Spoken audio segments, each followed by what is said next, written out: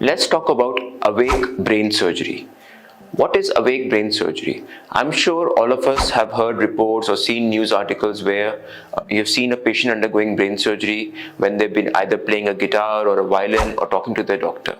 So awake brain surgery is basically the normal brain surgery, but where the patient is kept awake. That means there is no general anesthesia given to make the patient unconscious during surgery.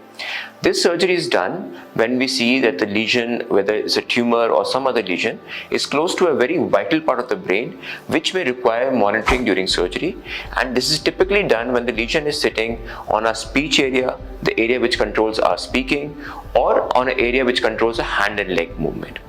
So in this sort of surgery, during the surgery, the patient is kept awake and he's told what he has to be done, whether he has to speak during surgery, whether he has to move his hands or leg during surgery. So as we can make sure that we are not damaging that vital part of the brain while doing the surgery.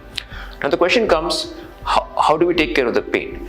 Now when we do surgery, the most painful part is the scalp or the outer layer of our skin. To prevent pain from happening, we give adequate local anesthesia into the scalp. We do what's called a nerve block. That takes care of the pain which happens while giving the incision. The bone which is inside the skull is normally not painful. Sometimes the covering over the brain, which is called the dura mater, can have some pain, and again we can give some local anesthesia.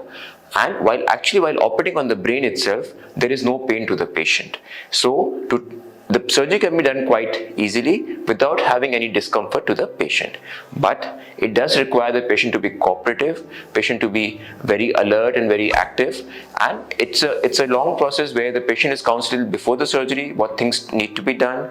During the surgery also, the anesthesiologist, the other people in the OT will make sure that the patient is comfortable throughout the surgery, and it's done to prevent damage to vital parts of the brain like speech or motor for tumors or lesions which are sitting in that area and where there's no other way of monitoring, and to making sure that the area is not damaged while doing surgery.